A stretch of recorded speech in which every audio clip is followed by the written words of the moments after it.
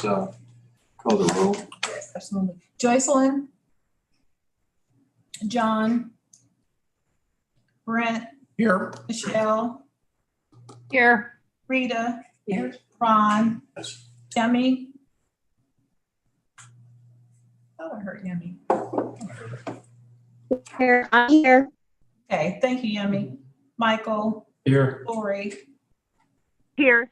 Noel, Here. Susan, Joycelyn, Susan,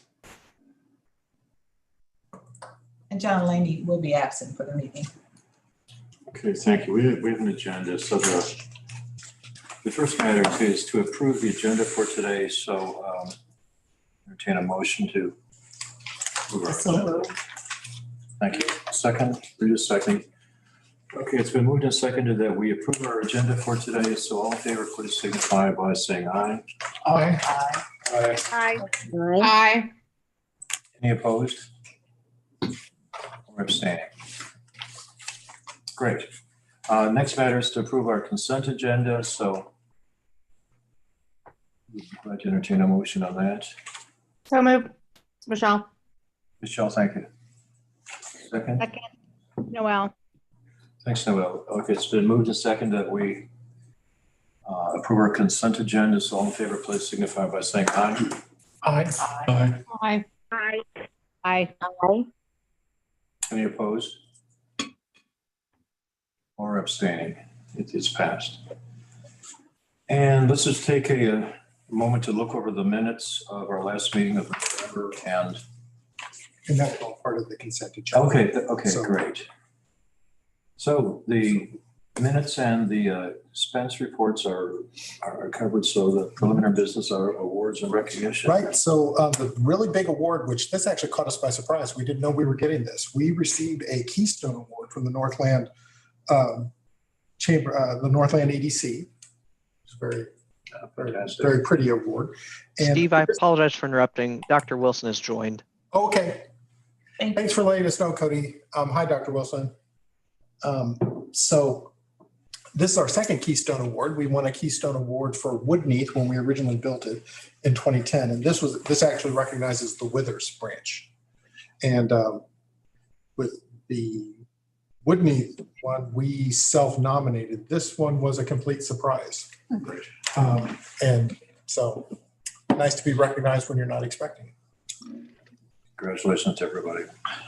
Nice. That's it. Okay, great. Financial reports. Okay.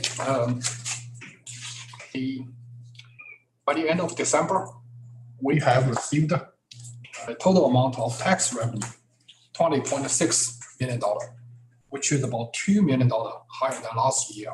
That's 10% more. Also, we recorded a $6.58 million, debt service fund. This is for the debt payment next month. 2 months ago, we started a new service called Passport Service. And in November and December, we have collected a total amount over $5,000. That's about 150 applications. Next page is the operational expenditures. For payroll and benefits, $15.1 million. That's 46% of the budget. Library materials is over $6.1 million, 51% of the budget. All other operational accounts is close to $4.6 million, 43% of the budget. Juan, if I can pause here for a second, just want to make sure people recognize this is December, so this is the halfway point. So, if we spend 8.3% every month, those numbers should be setting right around 50%. Payroll and benefits is a little lower than normal. A lot of that has to do with the fact that we having problems getting people to apply for jobs. The filling rate is quite an issue. Although I believe Jennifer said that we started 100 people in the last starting cycle. So we're hiring. We're doing our best to hire. It's just that we're not necessarily. The issue is that because it takes us a while lose people and then we gain people. There's a little bit of a lag there, completely unexpected. A lot of it due to COVID. Library materials, we're still a little bit of lag because remember, we pay for a lot of our subscriptions up front. And so over time that balances, but it shows a little heavy at the beginning. So thank you. Okay. Next one is the debt service fund. Right in the middle, it shows the amount of cash left for the library. It's little below $7 million.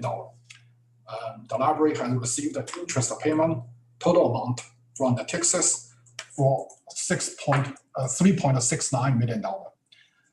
Also, the total amount of disbursement to the library is over $76.8 million so far. Next one is the capital project fund. We spent on $92,850 for Woody's Story Center and $9,350 for the Reading Rocket, close to $300,000 for the data storage and the self-checkout. The amount for capital improvement plan, we spent a total amount $11.4 million so far. Next one is the grants and gifts fund. We have worked on 14 active grants. We received $115,847, and we spent about $130,500. The next one is the health insurance fund. The total amount of contributions from the employer and the employees is about $1.8 million. The fixed costs and fees is about $500,000. And the total amount of medical claims is close to $1.1 million.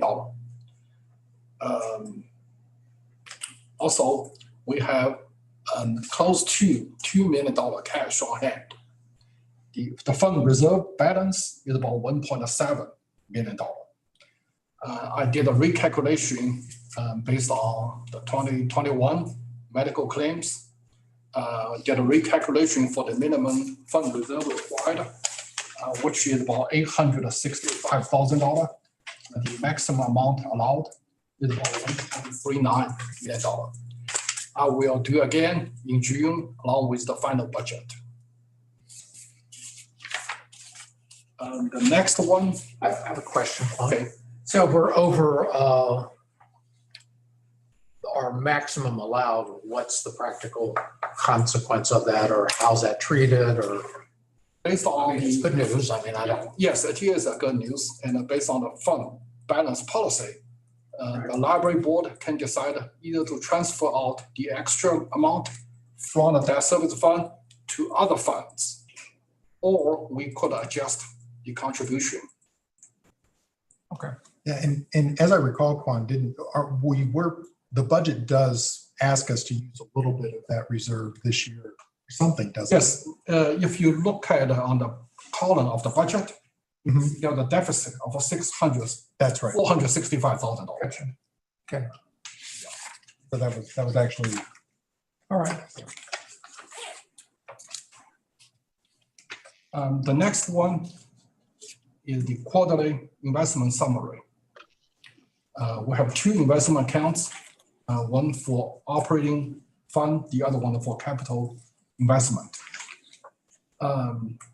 Under the operating investment, we had just under $6 million in US government and agency. The average yield is 0.14. Money market is little over 300,000. The yield is 0.08. For capital investment, we have total amount of $7.3 million in CDs. Average yield is 1.7%. US government and agencies is close to $20 million, 0.9 average yield. The money market $68,000, 0.8%. This is Brent Schottenmeyer for people online. This is just a reminder to myself and fellow board members, we are restricted by state law into the things that we can invest in, because you could sort of say, well, that's really pretty nominal, if any, rate of returns, but those are the choices that are available to us. So if somebody says, well, why are we investing in this or investing in that? We are limited and restricted by state law to these particular kind of financial products. And for operating fund, the maturity date is under 1 year, right? Total under 5 years. Also, I have another piece of information to update the library board. Our auditing firm, Cochran Head, has merged with Hood and Associates. It's an Oklahoma accounting firm, and they have 5 offices in Oklahoma and 2 in Texas. And they will conduct upcoming audit. This is the last year under current contract. They will retain Ralph Johnson as the minority partner.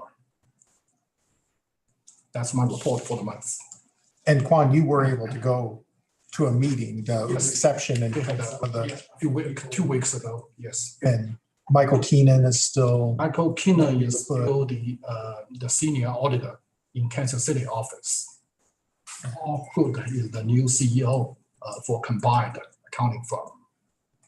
so Quan and I will continue to keep our ears to the ground on this. And our recommendation was probably going to be to do at least an RFQ or to listen to options after this audit anyway, because it had been a while since we'd taken new pricing from anybody. So, but we'll continue to monitor and make sure that staying with Hood makes sense. So.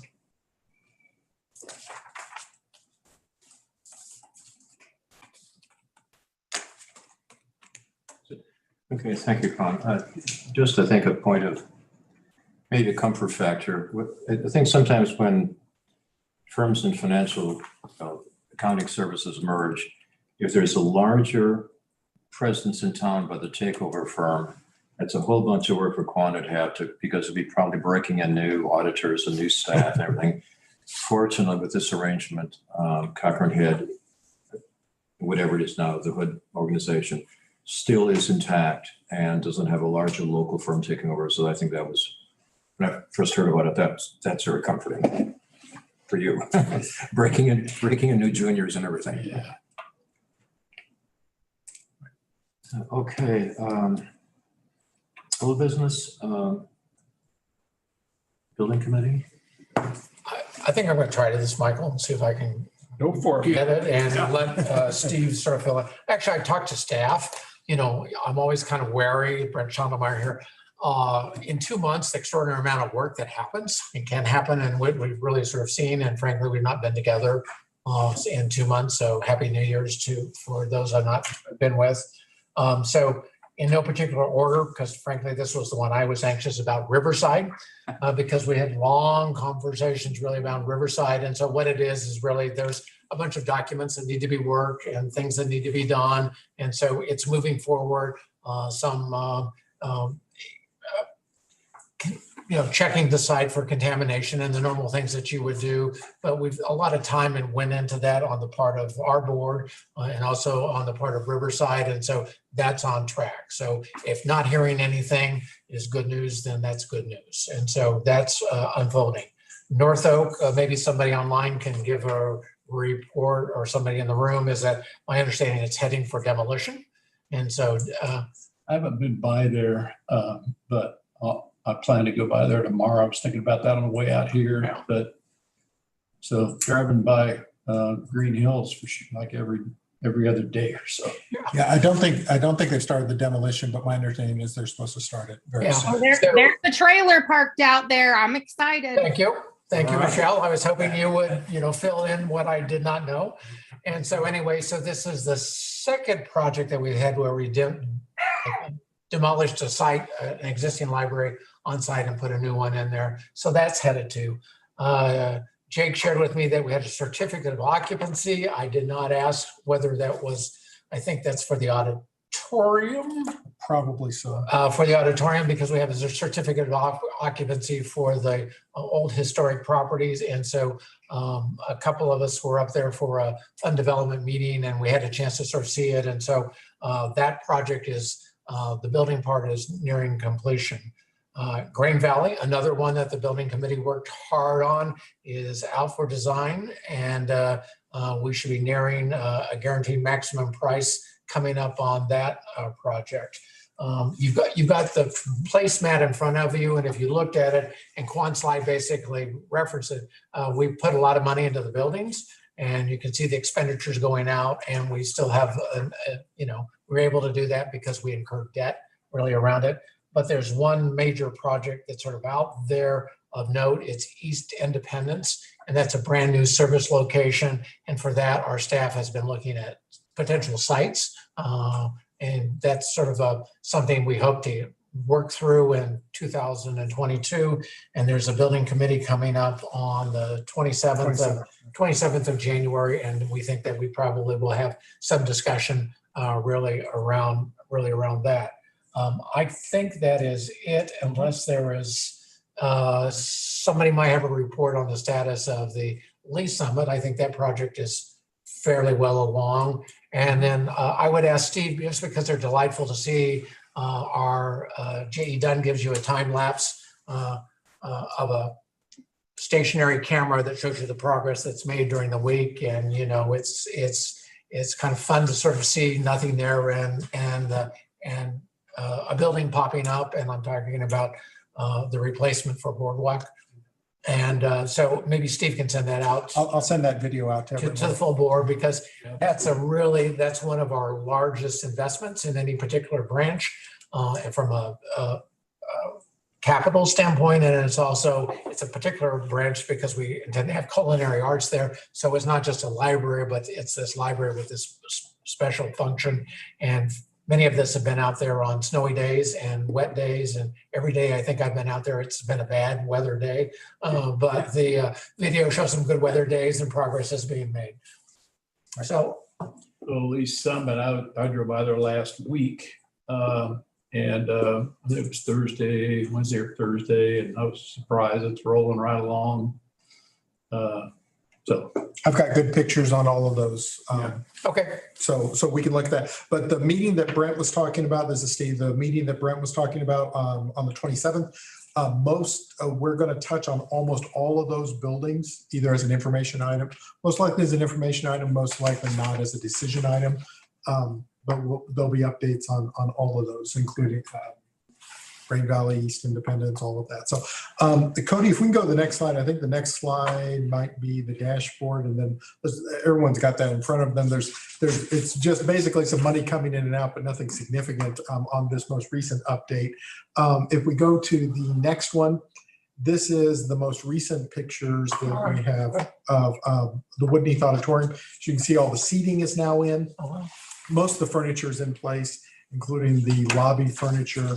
If you look at the bottom left-hand corner, you can see the Mother Nature statue, which is actually on loan to us by Jonathan Kemper, and I think the William T. Kemper Foundation is actually who owns that work of art. But that's on loan to us, and it's been moved to this place of prominence in the new location. You can also see in that lower left-hand corner is the moss wall that we have installed with a nice quote from Studs Terkel. This is coming along really nicely. It's just about ready to have its first poetry reading or book author event or any number of different things. So if we go to the next slide, this is Green Hills. And the important thing on Green Hills, you can see that you can't actually see this part, but the storm lines are complete. The storefront is in, that's sort of like the metal, all the metal pieces for the windows that go in the entryway that's there. The drywall is being installed already, and they're going to, I believe they're going to start working on masonry pretty soon there, actually. If we go to the next slide, this is Lee Summit, and you kind of have to be a little bit oriented in order to kind of see what you. But the important thing is here is remember that Lee Summit was completely gutted, and that we added a whole bunch to one side.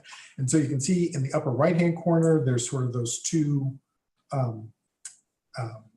there's a window and a door, and that's basic. The window's the drive-up window, the new drive-up window that's on the side there. The picture that's just to the left of the call out is the roof, and kind of showing how the roof's all tied together. But you can also see a lot of sheetrock.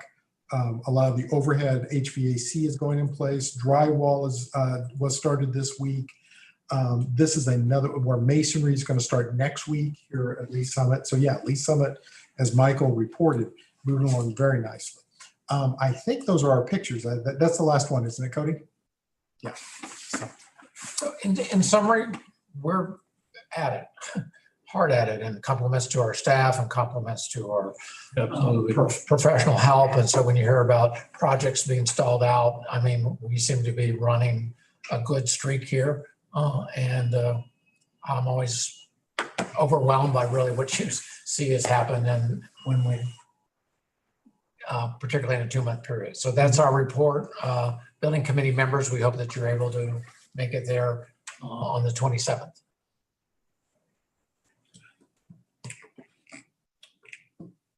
That's it for building committee. Next up would be librarians report. I'm sharing the stage with Katina, who you all know, and Katie McDonald, who many of you don't know. We'll start off with Katina if she's there to do the quarterly statistics update. And I think Katina's got some pretty interesting news for us. Oh, there's Katina. I see you. Okay, awesome. Good evening, everybody. So usually we have a lot of items on the agenda in January, and I don't always get to make this quarterly report in January. So I'm glad to be here and to sort of talk through where we are and what we've done and what we've delivered to our community in the last quarter of calendar year 2021. So Cody, I believe that you can go to the next slide. Yep, there we are. Okay, so as most of you know, I am usually here to talk to you about active customers, customer satisfaction, and customer transactions, and I'm not changing anything this time. So if you go to the next slide, when we're talking about active customers, for a customer to be active, they've had to use their library account for an activity over the past 12 months. And so the other things that we are looking at usually are market penetration, as in how many households within our library district have active cards, and then new card registrations. And then we also look at customer retention, which is, for folks who've gotten a card 12 to 24 months ago, how many of them are still active at the end of this quarter or this calendar year. So if you go to the next slide, this is a chart a table that I've shared with you over the past several presentations. And so if you remember, on the left is the description of the data point we're looking at. The next column to the right is what the actual number was for Q2 of fiscal year 2021-2022, which is October, November, December of 2021. And then that next column is the change from last quarter. So in other words, the change from July, August, September. And then that final column on the right is the change from October, November, December of 2020. So we are currently at 254,763 active cardholders within our library district. That includes student cards that are active, student accounts that are active, as well as, our regular public and paid cards that we have. So that change is up 2.5% from last quarter. So at the end of September, we're 2.5% more than that number, and 3.4% higher than it was in December of 2020. So we are slowly making our way back from the losses that we saw, toward a year after the pandemic started, and related to the changes that we made in how we count active student accounts. The new card registration, the next line down. So in October, November, December, we added 8,452 new library card holders. Now, there is the expectation that we see less from last quarter because The first quarter of the fiscal year includes 2 months of summer library program, and just we have lots more people coming in during the summer and lots more people getting cards during the summer. So the 25% decrease from last quarter is not out of the norm. But what I can say is that the fact that we added 45% more cards in this October, November, December in 2021 than we did last year is very telling about, renewal of services and a renewal of folks coming back to the library. The market penetration and the cardholder retention numbers that you see there at 40% and 46% respectively, those are estimates. And again, that was what I was getting to earlier. When I usually present this in February, I have the actual numbers from our colleagues at Orange Boy. And so based on those estimates, we are 3 points higher than we were last quarter with market penetration and 3 points higher than we were this time last year. And with cardholder retention, again, these are folks who signed up for a card between a year and 2 years ago and that are still active. So what this is telling us is that 46% of the people who signed up for a card in 2020 were still active by the end of 2021. So that's a really good retention rate. That's 8 points higher than the retention rate we had at the end of September, and 10 points higher than it was at the end of 2020. And then those numbers related to active student accounts. So we have, by the end of December, we had about 118,000 student accounts in our ILS. And so 63% of those student accounts were active. And so then the other two numbers then are the actual numbers. So at the end of September, it was also about 63% of the cards were active compared to 59% of our student accounts being active at the end of 2020. And then if we go to the next slide, I thought I had another thought there. You can see I don't have information in the far right on both of these charts. Don't have the information on other libraries like ours, but you can see that, again, what I described to you in the previous on the previous slide, our market penetration is estimated to be about 40% of households having active cards. And then if you just look at last quarter, of the other libraries that use Savannah, they were at about 22% of their households within their library district having active cards. So I'll be very interested to see once we have, actual numbers where we're comparing, all the libraries that use Savannah, if we are still at that level. I mean, for us, it's a good increase, but it is significantly more than our peers. And then cardholder retention. Again, this number, that 46% does include our student accounts. If we didn't include the student accounts, the number was actually significantly higher at 53%. But again, we keep the student accounts in there because there may be some households that's the only library account that they have. They don't have, the one that their student is provided at school. So again, cardholder retention, meaning, folks who've had a card for at least a year, how many of them are still active? And as you can see, 46%, which is, a significant increase from last quarter and from last year. As we transition to the next slide, these numbers are getting close to pre-pandemic percentages. I mean, it's in that neighborhood, which is exciting. It's very exciting for us. Yeah, we were at about, 51% or so of customer or cardholder retention. So, and about the same for market penetration. So yes, we are definitely seeing these numbers getting back to where they were. So the next thing that I share with you is about customer satisfaction. And the main way that we measure customer satisfaction is through our Net Promoter Score and our program evaluation. So if we go to the next slide, this is just a reminder of how we calculate the Net Promoter Score. I say it all the time, but the question that we ask is on a scale of 0 to 10, how likely are you to recommend that others use Mid-Continent Public Library? And so if folks give us a 9 or a 10, they're considered promoters. If they rate a 6 or below, they're considered detractors. And so the Net Promoter Score is the percent of promoters minus the percent of detractors. And as we go to the next slide, those folks who actually rate us a 6 or below, they are also given the opportunity to for lack of a better description, help us to make it right. And so they are also asked a question of, how can we make their experience better? So we are definitely engaging with those folks who, may have had a bad experience, or, and seeing how we can make it better. So related to the NPS, our baseline at the beginning of this strategic plan, so back in 2018, was 91.8. Our goal was to get to 92.0. As of October 2021, I just realized I forgot to change that. That should actually say December. It actually should say Q2 of fiscal 21-22 is 90.3. And so we started a new cycle of NPS emails in September 2020. And since then, we've had about 4,300 customers take that survey. And, during a cycle of surveys, no one gets the email twice. And so that's, 4,300 unique users of our library system that have, put us at an NPS at about 90%. So that word cloud over there, I change it for every presentation, but as we've often seen, people really, that great, friendly, and helpful refers to our staff. And so people, like our library, would recommend our library because they have great interactions with our staff. The staff is helpful, friendly.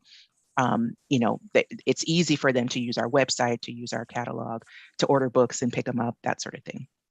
And then the final bullet point. Oh, Remember on that net promoter score, just for context, Walmart's net promoter score is about 62.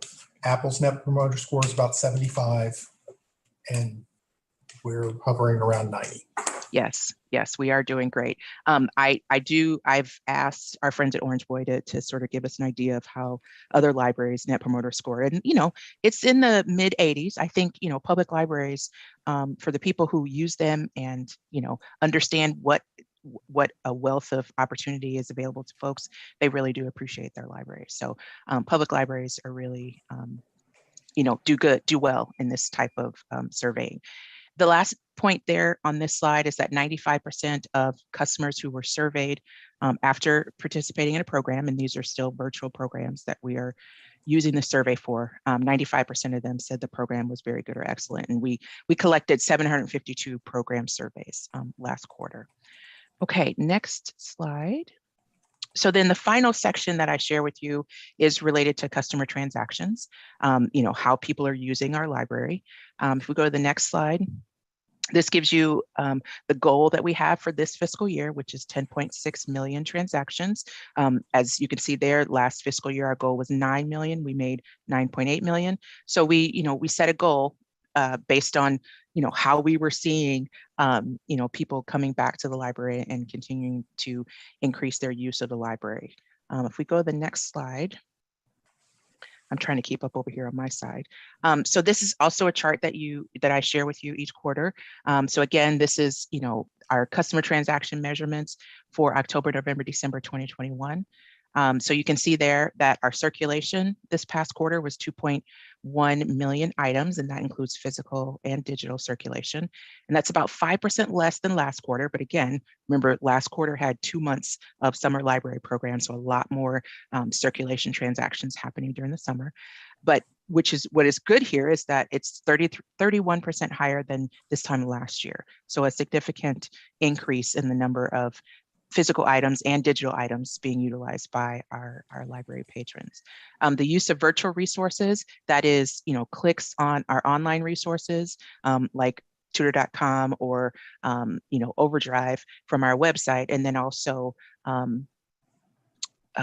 page views of what we consider virtual branch services, things like getting a library card or, using our Your Next Read service. So we had 577,000 uses of virtual resources last quarter, which is up 13% from the previous quarter. And again, that's another conversation of, we have usually a slight dip in the use of online resources during the summer when kids aren't in school and aren't using those resources. So then the other thing then to realize related to this time last year, December in 2020, our branches were closed. We were only offering curbside service. So we had a lot more interactions with our website this time last year. Internet accesses, that is sessions on our library-owned PCs, public computers, as well as sessions on our Wi-Fi. And so we had just under 102,000 internet access sessions last quarter, which is down about 12% from the summer. And again, more people in and out of our branches, more people using, accessing the internet at the library. But again, as I mentioned before, this is, it's twice as many sessions as we had this time last year. And again, October, November, December of 2020, we don't need to talk about it. We know that was a rough time. So program attendance, we had just under 12,000 folks attend programs last quarter. And a thing that we added last quarter was we brought back in-person story times. And so that drove that number up over the previous quarter and over last year. And then finally, the use of physical resources, that's, reference questions are physically using our staff. And it's also meeting room use. And so again, last year, October, November, December, we did not have any meeting room use, no collaboration room being borrowed, to study and that sort of thing.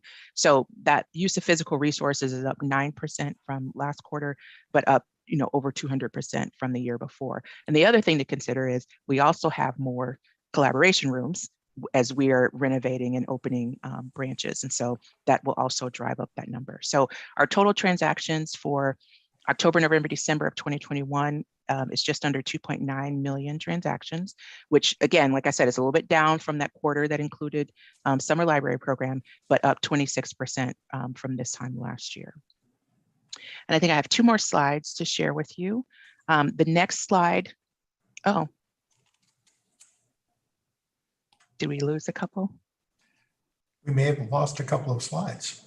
Yeah. So what can you describe for us, Katina? Yes, what I could describe for you is that one of the aha that I wanted to share was that our circulation in December 2021 was the highest December circulation that we've had in the past 10 years. I think many of you may remember me talking about how things are going great for the library at the end of 2019, including that high circ that we had in December. And so December 2021 beat out the December 2019 circulation by about 1,600 items. And so the point that I wanted to make about that is that we are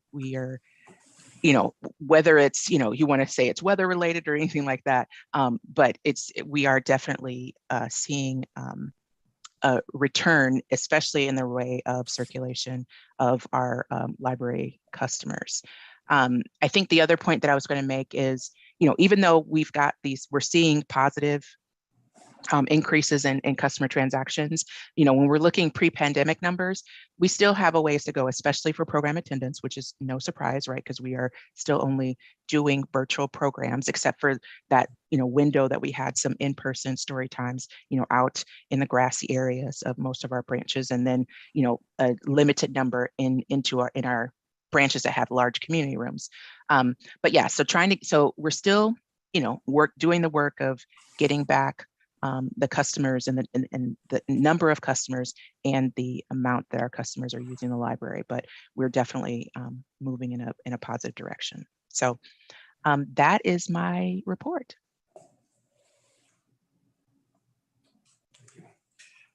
Any questions for Katina about our activities? I'm feeling very good about where we are. It's on Yeah. It's on here. Yeah, it is. Mm-hmm. So that's really amazing.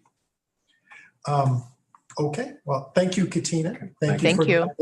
And next, I would like to bring on Katie Gregory. Now, Katie McDonald. Now, Katie is somebody who's been with us for quite some time. She was an assistant manager and a branch manager, and she's working as the head of our youth services division now. And she did quite a lot to try to re-energize the summer reading program or summer library program coming out of the pandemic, trying to make it a little bit more relevant and trying to get kids interested and participating. And I think we had a really good summer. And I think I've alluded to some of this, but Katie did a really nice report not too long ago on this. And so I wanted to invite her to talk to you about this, because this really is one of the most important things that we do. If we can build that foundation where all the children in our community are reading at grade level by the time they reach grade 3, then we're going to be in really, really good shape in terms of building a strong economy, have critically thinking citizens, all of those things. And this is what the library can do help ensure that everybody's reaching that. So Katie, if you'd like to talk with us about the summer library program, we'd appreciate that. Wonderful. Well, thank you, Steve, for that introduction. I really appreciate it. And hello to everyone if I haven't met you yet in person. So yes, I'm excited to give you a quick recap of what we did last summer. So you have to kind of remember back several months ago. But if you want to go to the next slide, please, Katie. This year we highlighted our Missouri Bicentennial with Show Me. And we kind of played off that with Show Me What You Read Today as our slogan for this year. We ran the program for 12 weeks, which you can see those dates there. So if you want to go to the next slide, please. So we did do a couple of updates to the program, which Steve alluded to. We wanted to support Summer Slide and COVID Slide, which were definitely top of mind at that point. We also wanted to make it simple and easy to understand, so families felt like they could participate with just a few bits of information. We wanted all of our prizes to be directly related to literacy, which was a great, very well received from the public. And we wanted to make sure we were reaching the kids and students where they were over the summer. And then we did a lot of internal training and updates. We had some new staff along the way, so we wanted to make sure our internal communications around the program were updated as well. So next slide, please. I will give you a quick overview if you're not familiar with the program structure, because we did update it for 2021. Our purpose for the program was to log 20 minutes of reading for the day. So if you did 20 minutes of reading for 20 days, then you could earn a prize. And they did not have to be consecutive days. So participants had over the entire summer about 85 days to participate in the program. And so we had a great response to that. We also talked a lot about what 20 minutes a day looks like. It didn't have to be the traditional sit down and read a book. It could be listening to an audiobook, doing some early literacy activities if you are working with young ones. And we talked a lot about that. And that's something we want to continue next year as well. So our 0 to 19-year-olds could earn up to 3 books during the program. They got 1 book for every 20 days completed. And our adults read for 20 minutes for 60 days, and they earned a pin. We also did a version of this program for our daycares, and we conducted a summer school pilot program. And each of the participants in both of those programs earned 1 book. Next slide, please. All right, so I'm going to talk to you a little bit about some stats. Go to the next slide, please. So overall, we had a really nice participation in the program.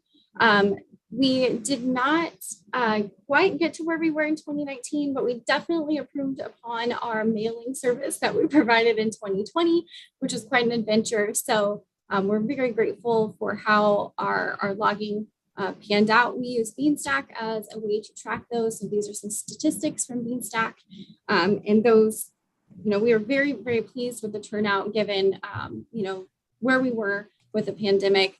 As Katina pointed out before, the summer library program really contributed to a lot more in-person visits in the branch and a lot more library engagement. So you can see that reflected here as well. Next slide, please. This is a quick snapshot of where we were with daycare prizes. I will say this is an area that we want to continue to improve for this upcoming year. Daycares were struggling quite a bit. There's a lot of pressure on daycares. And so we want to continue that partnership. As you can see, some branches had a lot of success reaching out with their daycares, and those branches we want to learn more about and help spread that across the entire system. Next slide, please. We also had some additional activities. Our Reading Rocket went out to 25 events over the summer, and they saw over 1,000 attendees. We had Summer School Pilot, which I mentioned before. Last year, we partnered with Hickman Mills and independent school districts, and we had great participation from them and also got a lot of feedback on how to continue improving that process, and we hope to add some additional schools this upcoming year. Next slide, please.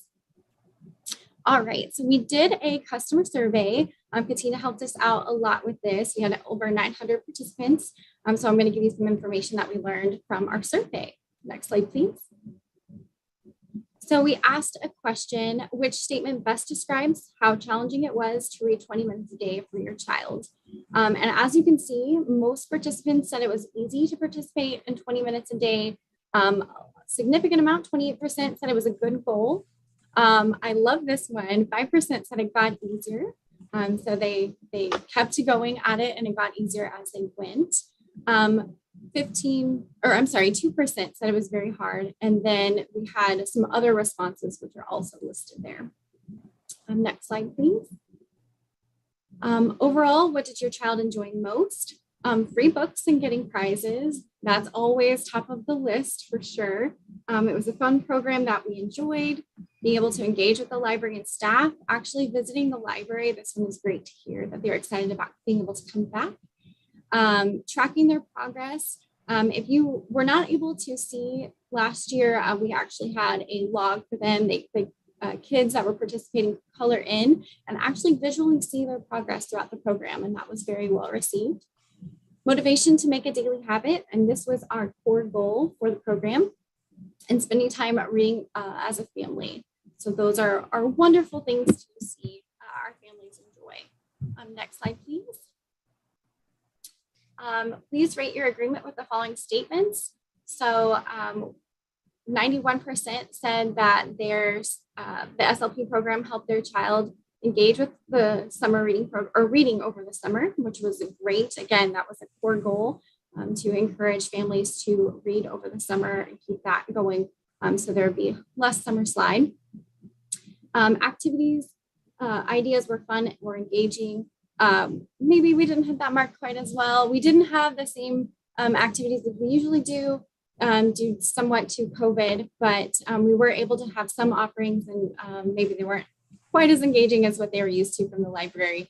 Kind of you can see the same here at the next stat. The virtual programs were engaging, fun, and educational. I think our families really wanted to be back in the branch enjoying programs like they're used to. Hopefully we'll be able to get back to that soon. We agree, we like that best as well.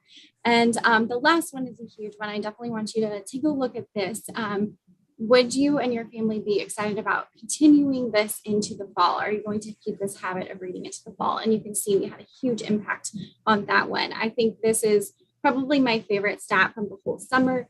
If our goal was to engage families and continuing to read, the fact that they would do this into the fall, even without a program going, was really, really great to see.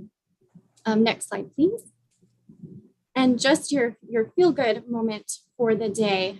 Some quick quotes from some of our customers. Reading together. This was from Parkville. Their participant was ages 6 to 12. Reading together allowed us extra time together as a family. Some nights they would read by themselves. Other they takes turns reading aloud to the family. From our Redbridge branch, ages 6 to 12 as well. At first, my kids had fun with the contest-like feel of it. Then it turned into part of their bedtime routine that they never wanted to skip, no matter how late it was. They love hanging out with a pile of books by their bed and feel so proud when they finish each one. And I really enjoyed reading, but this program reminds me to actually do it, particularly in the summer when I don't have time for actual assignments. Despite my inability to consistently log the days I read, the program had me set a reminder for every day to read, and it worked.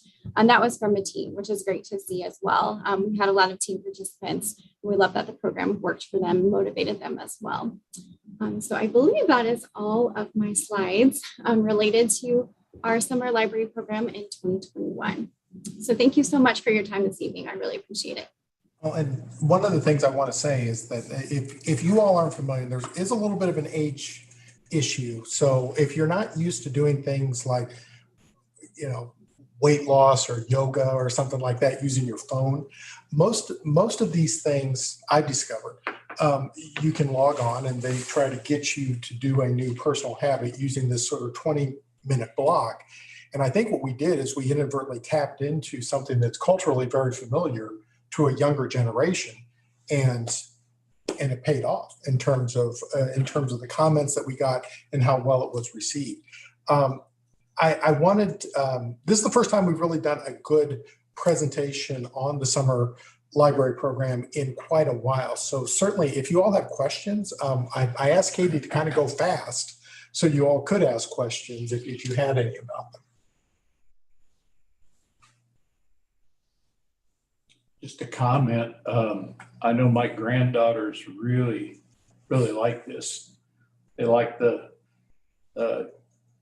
doing the books. They always had a stack of books. And so that was really amazing because they told me about it. I'd take them to school every morning. And so they come, when they come to the house, they talk about the books they read over the weekend and just what their progress was. So they really enjoyed it. So two grade school granddaughters. Great job. That is wonderful to hear. Thank you so much for that. I know it's a really fun part of what we do at the library, and our communities really enjoy it. I think it brought a lot of joy to a lot of families in difficult times. So we've been very honored to be able to do this program. This is Brent Schaldemeyer. I have strong feelings about summer reading programs. I won't share those, but I was struck by slide number 7, the daycare prizes by branch, and Redbridge is at like 890, and some of them are, for the most part, 200 or less. And I was just really curious, is there something about the market there, the daycare centers? Because I just think doing this in conjunction with the daycare centers, it's really pretty effective or interesting service strategy. And so there was something that happened there that seemingly didn't happen in other branches. And so it just seems to be an opportunity as we approach summer 2022, how those can be expanded in other branches. So, Well, and Absolutely. Oh, yeah, go ahead, but Steve. Katie, before you react further, one of the things that's really interesting about Redbridge is that if you go back about 10 years ago, Redbridge was in terms of our service area, it was our oldest service area when it had the least number of children and the most number of senior citizens. Wow. And so that in and of itself is interesting. But Katie, do you have any other reactions in terms of Yes. daycare and Redbridge? Yeah, so obviously this data point stood out quite a bit to me as well. They had great engagement in some of their larger daycares. So their folks were able to jump in on the program, and the process worked well for them. We are talking with them to learn more about what they did and how they approach their daycare so that we can replicate that across the system for sure. Any other questions for Katie before we let her go? And then I've just got just a few other minor things before we get back to the agenda. Thank you. All right. Thank you. Thank you. I really just kind of have what I decided to call a sort of a potpourri of information, just random things, but I think you might find them interesting. So as you probably know, the Missouri legislative session did start recently, and then of course we'll monitor and we'll advocate when appropriate throughout the session. One thing that I want to draw your attention to is House Bill 2210.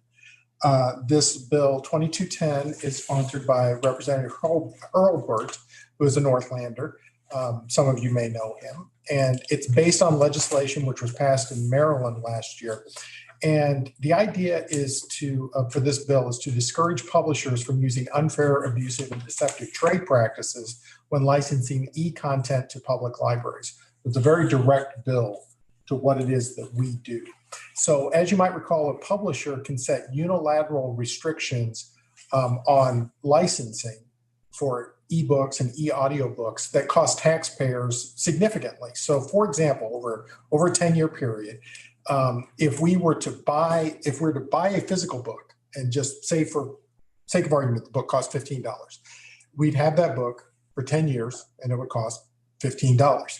If we were to license an ebook over the same 10-year period, the licensing, because typically what they do is they charge us about 2.5 times more for the e-license than the physical book.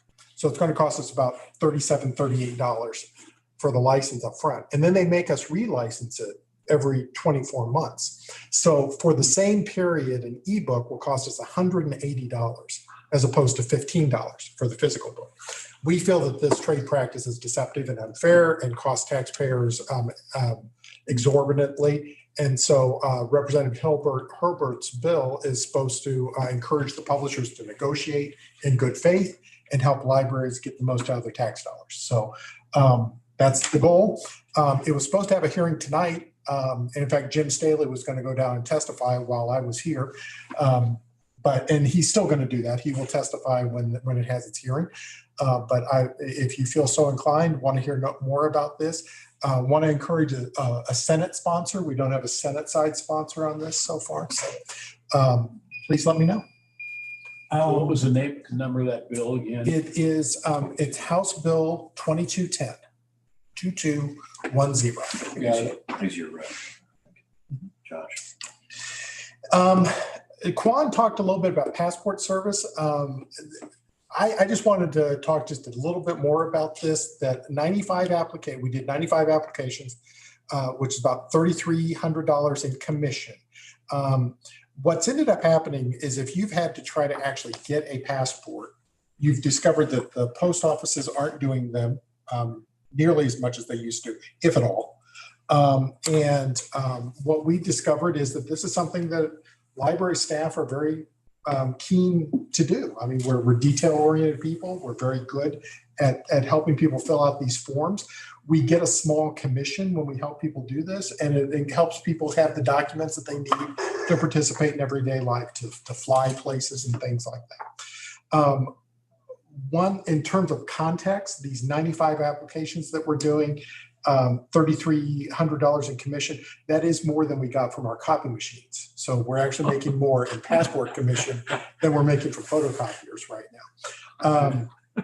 And so interesting thing. So I wanted to talk a little bit about our Return to the Library campaign. So you might remember that at the end of last budget year, the board allocated an additional $125,000 to help promote library services. And our idea was we wanted to kind of encourage people, remind people that the library existed. And so this was on top of our typical marketing and promotion budget. And we were trying to get people to come physically back to the library. The campaign itself was called Your Place. And so it's your place for gathering, your place for reading, for example. A lot of different your places with this. It was meant to encourage people to come physically back to the library and use the library as a place. It included videos, display ads, outdoor billboards. I used to see the outdoor billboard on I-70 consistently with this one. Some YouTube videos, lots of other things. Unfortunately, lots of the campaign effort actually hit its biggest stride during the Delta surge and the Omicron surge. But with that said, we still had, there were 2 million targeted impressions with the video in general. There were 1 million times that with the video ads, 1 million views of the video ad with a 90% click through. So once people saw them, they actually clicked through and actually visited some of that. Social media campaigns had another 2 million impressions. And so I think that the one of the things that we had was that the library visits more than doubled over the previous years of the campaign. So, I mean, I think that we can say in terms of outcome that there was that the library account registrations were up 35% during the time of the campaign. And so every indicator was that we still have about 10 to 15 points higher in our market penetration and active accounts like Katina was showing us. And also as Katina showed us that, that we had our best December in the last 10 years. And so it's hard to correlation causation, but certainly we really did try to encourage people to come to the library and remember to use us. And we saw a record December. And I think they're somehow related. Whether they're correlated or caused, I guess is the real question. This was my last little bit of the potpourri.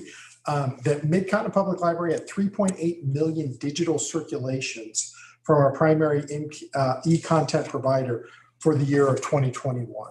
So with so many people migrating to e-content in 2020 due to stay-at-home orders and people physically returning to the library in 2021, most of us expected our e-content to slow in 2022 because more people will just be coming or going out and doing other things, not stuck at home. Instead, we saw a 6% increase in 2021. In addition, and as an aside, this is again a reason why Representative Hurlburt's bill is so important, because this is where we're seeing our growth, and so we can't We don't want to be painted in a corner. So in addition, Mid-Continent Public Library is the 10th largest borrower of e-content on the Overdrive platform. Other libraries in the top 10 include Toronto, Los Angeles Public, New York Public, King County, Harris County, which is Texas, King County, Seattle. And they are all significantly larger than we are and significantly more funded than we are. And we're number 10 on that list. So interesting little bits of information. Some of that might be fun to share with your friends and neighbors. Some of it I think might be just generally interesting in knowing the type of impact that we're having. And thank you for your additional support for that library marketing campaign, because I think it really did help. I think we can see the impact of that additional $125,000. So thank you.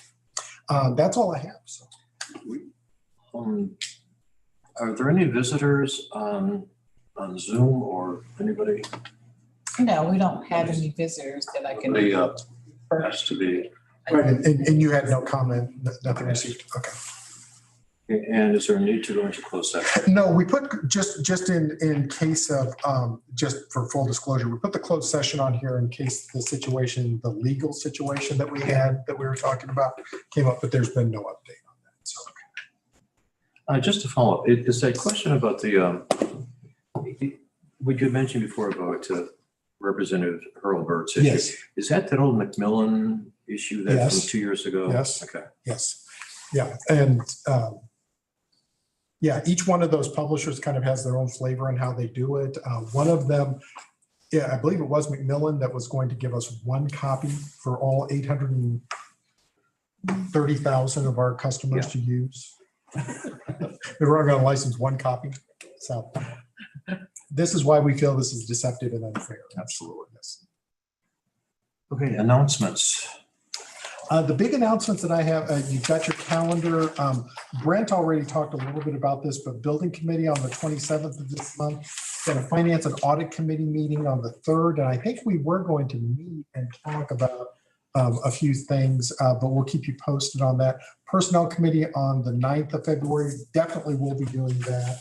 And then the upcoming meeting on the board meeting on February 15th. So those are the big announcements I know. Any other announcements you know about, Teresa? That we No, except for I plan to go to attend PLA this year. I probably want to discuss that. we definitely need to know if you're attending now, so we can help you. And trustees' comments.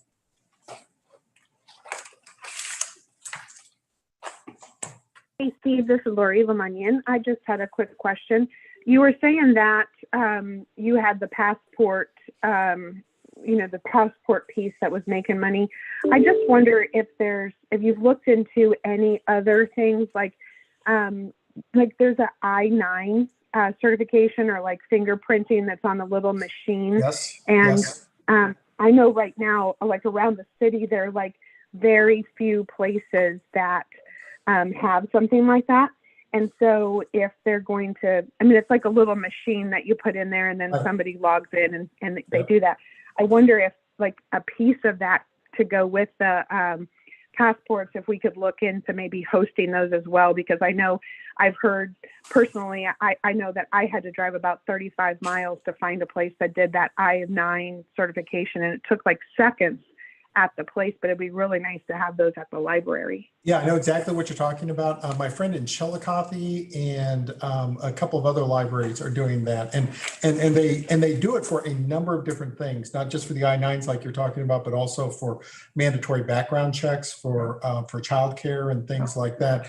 They do it for TSA pre-check, and all you're really doing is you're just taking people's fingerprints. And there's there's a nice commission that goes along with doing that. I'm very familiar with it, continuing to research it and figure out how that would work best with us. The other thing that we're doing that we didn't talk about, but that we have, and there's not really a commission associated with this, is our notary service. And so that's another one that we've been doing at several of our branches. And so our staff, as they're learning these new services, passport service, notary service, we're continuing to research other services like the fingerprinting service, like you're talking about. and very aware of it. And we can jump right on it just as soon as staff can come up for air. Yeah. They're learning other stuff. But would be Yeah, well, useful. thanks. You're absolutely right. I do think that there's a need for that, and having it at libraries that are so centrally located would be just amazing for everyone. So I thank you for doing that and for looking into that for our community. Sure. Yeah. I just got a text from Jim Staley. I think that this comes via Cody, that he's got a copy of one of those video ads that was part of the Your Place campaign. If you didn't happen to see it, we can run that. We can run that right at the end of the meeting, if that's okay. Mm-hmm. Yeah, comment, just Michael here on that ID.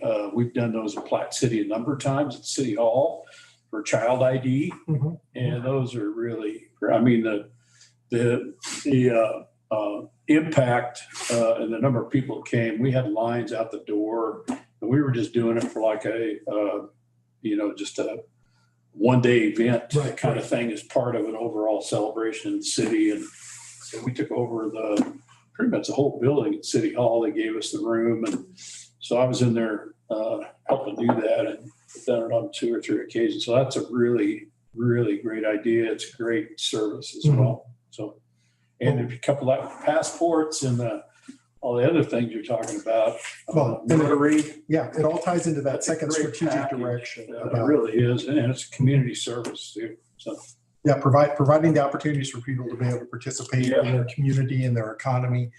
That's essential. That's a thumbnail version of what strategic priority number 2 is, and so that's why we investigate that. But we'll continue working on this. Okay. Yeah, great. Any other comments?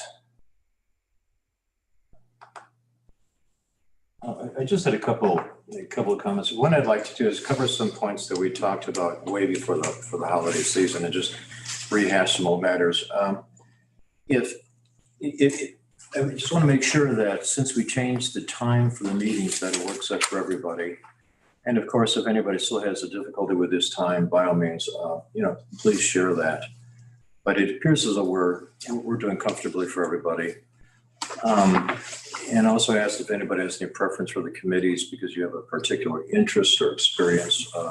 Again, share that information. My perception is that everybody's kind of comfortable where they are, but if you have any change, of course, make that known. Another completely unrelated matter is that I had a chance to go over some previous meetings just to help my recollection. And I found it on YouTube. I found that it was extremely helpful. It was a very easy way of recalling what was done. So whatever earlier board decided to go on YouTube, I compliment them and thank them. And I believe that it's accessible to pretty much everybody who wants to get on the net. Okay. Mm-hmm. Let's see, a couple of good points I want to think about. A few months back, I again through a Zoom presentation, a librarian from Iowa had just a wonderful presentation. And one of the 2 items that jumped out among a host of them was continuing education. And I think that if anybody has an area that anybody on the board or otherwise that has an area that they would like to have more information from the staff or executives or whatever, by all means, please share that, whatever you'd like for us to look into. When I was thinking of what we just had tonight was an absolutely beautiful example of what I was thinking of, and that was the childhood literacy and the summer reading program. That's the kind of thing that I knew happened, but I had no idea of the depth and the effectiveness of that. And I think that's the whole idea of a continuing education that would be presented in a very comfortable, easy way, but highly informative. And she also said that something that we should be familiar with, and even the recommendation was when you look over the bylaws, maybe continuing ed is something that should be structurally within your organization. So, think about that as your time allows. Other ideas. Another one. This is a bit of connection of different ideas. In previous meetings, when we had the trustee comments, things were brought up that I thought were incredibly important and deserved action. But because of the sunshine laws, there's a requirement, and rightfully so. I think the public policy is well established and good, that before you have any action, there has to be notice through whatever methods the statute is required to have what you're going to talk about. Well, that requires, of course, the agenda to be published. And in order for the agenda, Teresa and everybody to prepare the agenda, that takes a couple of days before the 2-day posting period. So if you have something that you'd like to bring up for a serious discussion, by all means, please do. But I think that information should come so it's to be properly on an agenda so it can be addressed. And I'm kind of guessing, Teresa, maybe a week ahead of time. Would that be sufficient time, you think, or Steve? Yeah. I mean, so I mean, for those of you who've never been president, I mean, what tends to happen is that I put together a draft agenda. It's usually the first Friday of the month is when I put together the draft agenda as best as I can estimate it. And then I share it with the president and say, this is what I know is going to be coming up. What do you think? What do you need to add? What do you need to subtract? And so I think what Ron's suggesting is if you've got something like that you would like to be an agenda, not just a comment item, but something that we want to have a discussion, get with Ron sometime after that first Friday and let him know. And then staff can put together things. We can and Ron will tell me, we'll put it on the agenda. If there's, like I said, if there's a staff report, if there's some sort of background information, we can get that together for you. And then and then if it is an actual actionable item, then we can manage it that way as well. I believe Phil's on the phone. And so certainly, okay. I mean, if Phil would have any contradictions to that, I know he would jump in and say something. But the point is also too, because there's a deadline of that Friday, if you could get anything that you'd like to be on the agenda before that, I think that'd be very helpful. And then when it's addressed, if we want to proceed with it, then it can be. Mm-hmm. Yeah, I just want to make clarification on that as well. So if we do that, and I like that idea, but keep in mind that the piece about the committee chair also, right, Steve? Because on that, if you present something that obviously has to do with the building committee or finances, you still, I guess, Ron, you make the decision with the committee chair to run that through that. It just, sure. I don't want to make the suggestion it'll just show up on the agenda. Am I wrong in saying that, Steve? Right. I mean, structurally, the way we've always said that is that staff and the president set the agenda. So yeah, I mean, if you had an idea and Ron looked at it and said, or the president, whoever the president might be, looked at it and said, this is a really good idea, but it needs to go through the finance committee, then that might be the recommendation at that point. Sure. Yeah. But yeah, makes sense. And a matter that just came up recently, and I don't think it's anything more than just something to think about, is that there's a structure for the board to go over payables that I think could be, if carried out to its literal form, could be a draconian, horrible job for the board. But we'll look into it. And it basically says that before expenditures go out, there has to be a board approval for a dozen volunteers to go over the amount, the payee, and the purpose. And just discovered that every month there are like about 1,000 payments that go out. Well, there's more than that now. When we stopped making the board look at every payment, there was 1,000. But how, including payroll checks, how many are we at now? Go ahead, Kwame. Okay, payroll checks is about 700. 700 to 800. Right. Accounts payable expenses checks is about 600 to 600 a month. Does that include ACHs? Yes. So we're talking about 600 checks, which is absolutely just so. Not accounting all the credit card payments are counted as one. not each transactions. Yeah. Not counting those. Yeah, and in each case, if there's required to be one payee and one amount, but the purpose could be like dozens or hundreds. So exactly. It seems to be almost like a well-designed statutory intent when you had a small library, like my hometown in the country, not in the country, but a small town library. And it made sense. But, that's just something I think maybe to look at or not look at. Yeah, and to Time will tell. that point, I mean, certainly there are smaller libraries in the community where, I mean, we have a segregation of duties where, for example, no one on Quan's team can create a vendor record.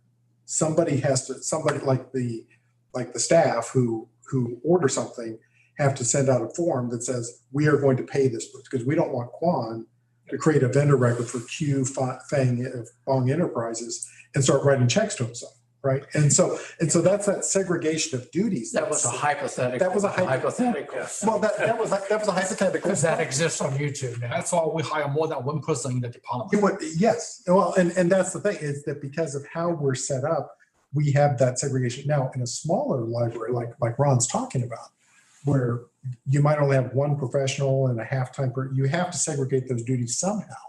And the board lots of times steps in that. And as it works out in the state of Missouri, there are more libraries like we just described, as opposed to libraries like Mid-Continent. And I think that a great deal of comfort should come from the fact that one of the primary objectives for the outside auditors is internal controls.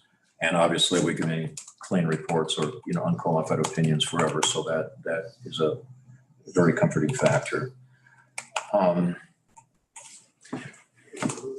other comments? I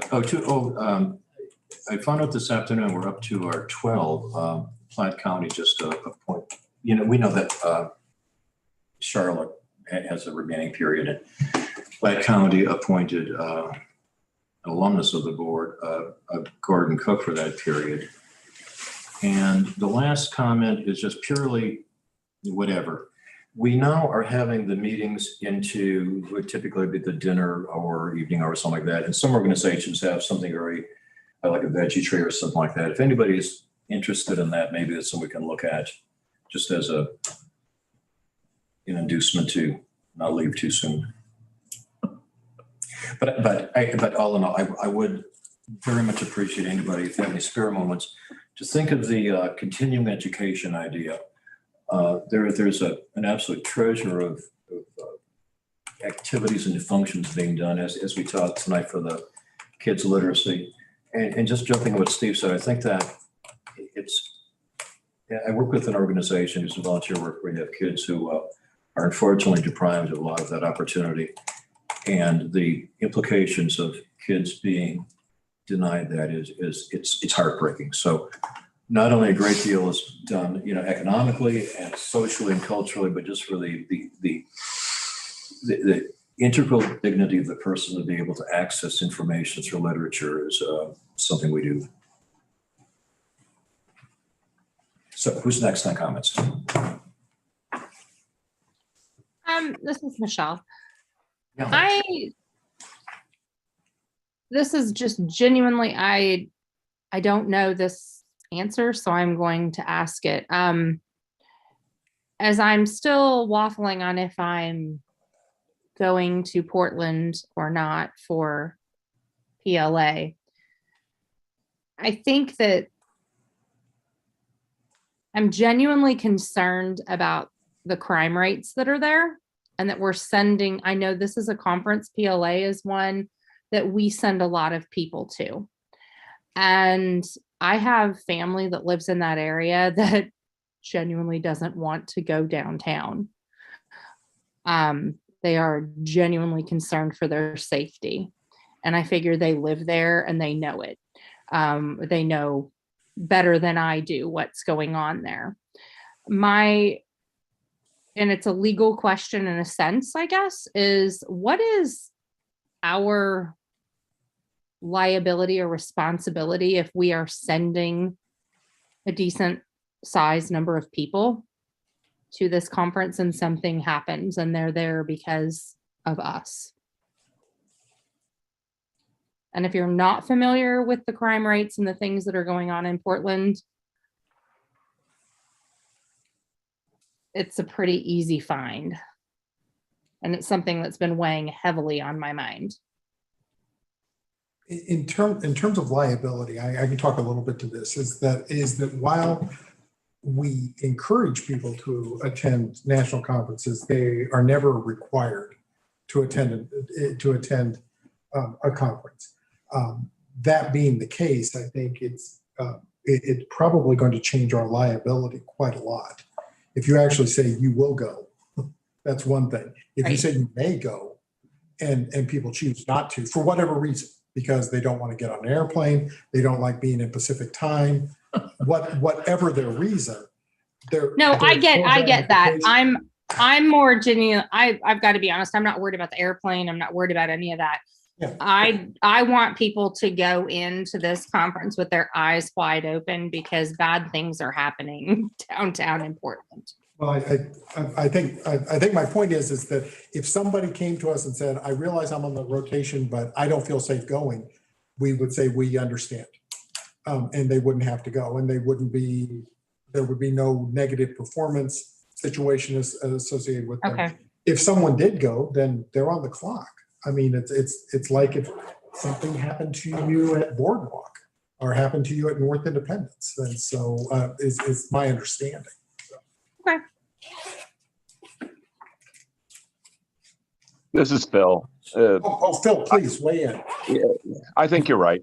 The liability would come if you require it, or if an employee is negatively affected in his job or her job if they don't attend.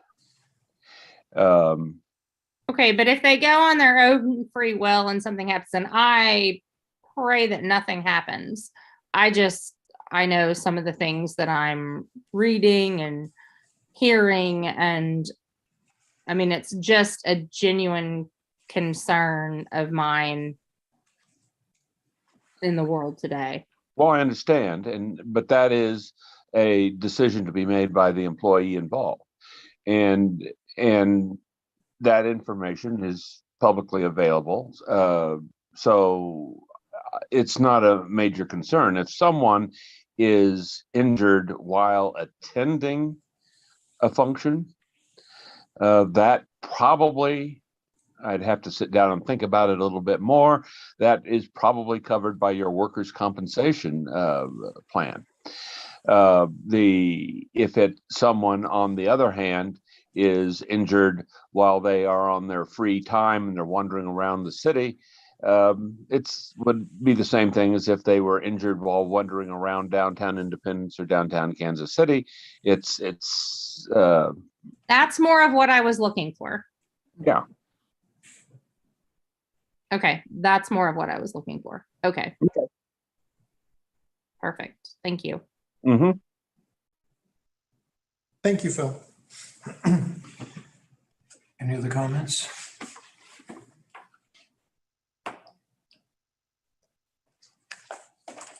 Just the last one. Again, I really appreciate the presentation we had on our summer programs. That was absolutely fantastic. Well, and we're going to do some more of that. I mean, Great. Ron, you and I talked about this. Yeah. We want to sort of have this little tour. Brent was just suggesting maybe going down to Farview sometime real soon and just taking a look at that, because we've been talking about the impact of that. Yeah. And maybe seeing that up close and personal could be, and that's a real close one. But we've also been talking about visiting some of the branches and having lunch and learning a little bit more about the programs that go on there. So Yeah, I'm excited about this. Yeah, I personally, I think that and I thank you for bringing it up, because we see these beautiful, gorgeous buildings, and it truly are something to be proud of. But if we can have that visit, I think it gets really at the core of what the heck we're doing, or should be doing, and are doing it. Yeah, that's great. Okay, So I think that's it. We'll motion to go home. I make the motion to go home. A second. I'll second it. We're adjourned. And anybody who wants to see one of those spots, I think Cody's going to throw that up real quick for everybody. So thank you. And Brent, we're going to. Steve, do you want me to keep that as part of the meeting, or since we're adjourned in the live stream? No, go ahead and leave it on. It's fine. Okay. Thank you. So I'll If you take can. just a moment to. Yeah, if you can do the technology, that's fine. I think I can. I wrote to Jim Stanley and we'll give an update on this. Well, and I just didn't know that. Well, they put in the baggage return. Getting there. All right. I realize you cracked the dealership 2020.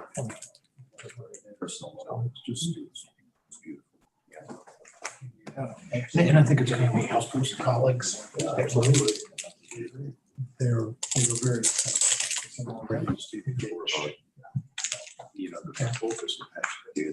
All right. But so far, the issue. Yeah. Finding a sponsor on the Senate side has been a little bit of a challenge. For sure. Big time. It's just being the actual sponsor. I am ready to share that clip now. Okay, go ahead, Cody.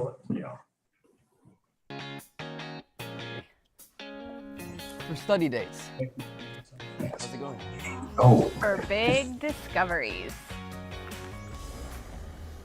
For crazy schedules. For making your mark. For launching a business. For finding your roots. And growing new ones. So this is the type of thing that would pop up on YouTube or on social media. So yeah. So that was one of the types of impressions that people would click through. So it's a very successful campaign, I think. Do you know, is it expensive to have little these popped in the local? Steve, I'm going to go ahead and end the meeting here. Yes, thank you, Cody. Thank you. Is it pricey to get that on 4 or 5 million? Yeah, more so than social media. I mean, social media is actually dirt cheap for sure.